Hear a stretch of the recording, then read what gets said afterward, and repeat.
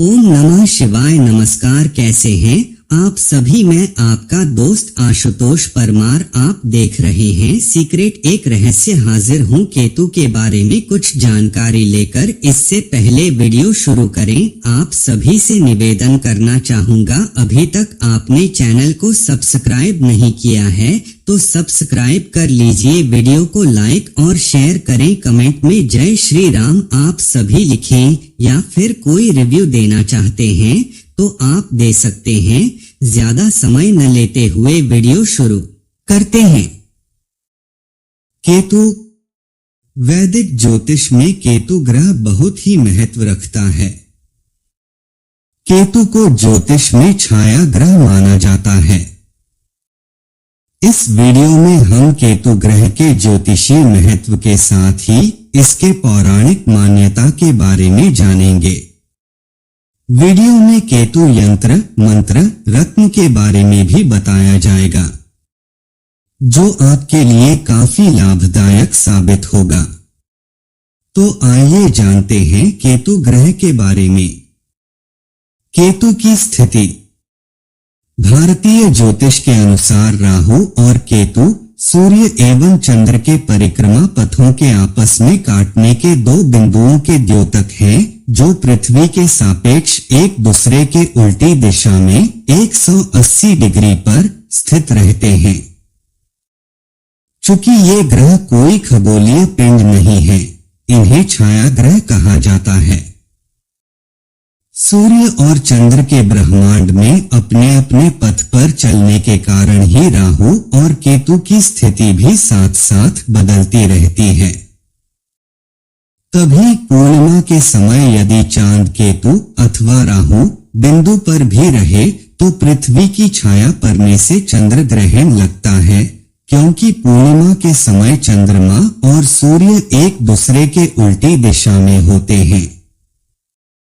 ये तथ्य इस कथा का जन्मदाता बना कि वक्र चंद्रमा ग्रसे ना राहु। अंग्रेजी या यूरोपीय विज्ञान में राहु एवं केतु को क्रमशः उत्तरी एवं दक्षिणी ल्यूनर नोड कहते हैं। ज्योतिष में केतु ग्रह का महत्व। ज्योतिष में केतु ग्रह को एक अशुभ ग्रह माना जाता है।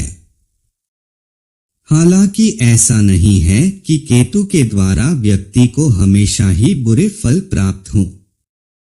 केतु ग्रह के द्वारा व्यक्ति को शुभ फल भी प्राप्त होते हैं। यह आध्यात्म, वैराग्य, मोक्ष, तांत्रिक आदि का कारक होता है। ज्योतिष में केतु को किसी भी राशि का स्वामित्व प्राप्त नहीं है, लेकिन धनु केतु की उच्च राशि है, जबकि मिथुन में यह नीच भाव में होता है। वहीं 27 नक्षत्र में केतु अश्विनी, मघा और मूल नक्षत्र का स्वामी होता है। यह एक छाया ग्रह है। वैदिक शास्त्रों के अनुसार केतु ग्रह स्वरभानु राक्षस का धड़ है, जबकि इसके सिर के भाग को राहु कहते हैं। भारतीय ज्योतिष के अनुसार केतु ग्रह व्यक्ति के जीवन क्षेत्र तथा समस्त सृष्टि को प्रभावित करता है। राहु और केतु दोनों जन्म कुंडली में काल सर्प दोष का निर्माण करते हैं। वहीं आकाश मंडल में केतु का प्रभाव वायव्य कोण में माना गया है। कुछ ज्योतिषाचार्यों का ऐसा मानना है कि केतु की कुछ विशेष परिस्थितियों के कारण जातक यश के शिखर तक पहुंच सकता है। राहु और केतु के कारण सूर्य और चंद्र ग्रहण होता है। ज्योतिष के अनुसार केतु ग्रह का मनुष्य जीवन पर प्रभाव। शारीरिक रचना एवं स्वभाव। ज्योतिष में केतु ग्रह की कोई निश्चित राशि नहीं है, इसलिए केतु जिस राशि में बैठता है वह उसी के अनुरूप फल देता है। इसलिए केतु का प्रथम भाव अथवा लग्न में फल को वहां स्थित राशि प्रभावित करती है। हालांकि कुछ ज्योतिष विद्वानों का मानना है कि लग्न का केतु व्यक्ति को साधु बनाता है। यह जातकों को भौतिक सुखों से दूर ले जाता है। इसके प्रभाव से जातक लग्न अकेले रहना पसंद करता है। लेकिन यदि लग्न भाव में वृश्चिक राशि हो तो जातक को इसके सकारात्मक परिणाम देखने को मिलते हैं। बली केतु, यदि किसी जातक की कुंडली में केतु तृतीय, पंचम, षष्ठम, नवम एवं द्वादश भाव में हो तो जातक को इसके बहुत हद तक अच्छे परिणाम प्राप्त होते हैं। यदि केतु गुरु ग्रह के साथ युति बनाता है तो व्यक्ति की कुंडली में इसके प्रभाव से राजयोग का निर्माण होता है। यदि जातक की कुंडली में केतु बली हो तो यह जातक के पैरों को मजबूत बनाता है। जातक को पैरों से संबंधित कोई रोग नहीं होता है। शुभ मंगल के साथ केतु की युति जातक को साहस प्रदान करती है। पीड़ित केतु, केतु के पीड़ित होने से जातक को कई प्रकार की समस्याओं का सामना करना पड़ता है। व्यक्ति के सामने अचानक कोई न कोई बाधा आ जाती है। यदि व्यक्ति किसी कार्य के लिए जो निर्णय लेता है तो उसमें उसे असफलता का सामना करना पड़ता है। केतु के कमजोर होने पर जातकों के पैरों में कमजोरी आती है। पीड़ित केतु के कारण जातक को नाना और मामा जी का प्यार नहीं मिल पाता है। राहु केतु की स्थिति कुंडली में कालसर्प दोष निर्माण करता है जो जातकों के लिए घातक होता है। केतु के अशुभ प्रभाव से बचने के लिए जातकों को केतु ग्रह की शांति के उपाय करने चाहिए। रोग पैर, कान, रीढ़ की हड्डी, घुटने, लिंग, किडनी, जोड़ों के दर्द आदि रोगों को ज्योतिष में केतु ग्रह के द्वारा दर्शाया जाता है। कार्य क्षेत्र, समाज सेवा, धर्म, आध्यात्मिक क्षेत्र से जुड़े सभी कार्यों को ज्योतिष में केतु ग्रह के द्वारा दर्शाया जाता है। उत्पाद, काले रंग पुष्प, काला कंबल, काले तिल, लहसुनिया पत्थर आदि उत्पाद केतु से संबंधित हैं। स्थान, सेवाश्रम, आध्यात्मिक एवं धार्मिक स्थान केतु से संबंधित होते हैं। पशु पक्षी तथा जानवर, जहरीले जीव एवं काले अथवा भूरे रंग के पशु पक्षियों को राहु के द्वारा दर्शाया जाता है। जड़ी, अश्वगंधा की जड़, रत्न, लहसुनिया, रुद्राक्ष, नौमुखी रुद्राक्ष, यंत्र, केतु यंत्र, रंग भूरा, मंत्र, केतु का वैदिक मंत्र, केतुम कृण्वन केतवे पेशो मरिया अपेश से सुमुषद भिर जाए था। केतु का तांत्रिक मंत्र, के केतवे नमः, केतु का बीज मंत्र, स्रा श्री स्रा सह केतवे नमः। धार्मिक दृष्टि से केतु ग्रह का महत्व। धार्मिक दृष्टि से राहु ग्रह का बड़ा महत्व है। पौराणिक कथा के अनुसार जब समुद्र मंथन से अमृत का कलश निकला तो अमृत पान के लिए देवताओं और असुरों के बीच झगड़ा होने लगा। तब भगवान विष्णु ने मोहिनी का रूप धारण किया और देवताओं और असुरों की दो अलग अलग पंक्तियों में बिठाया।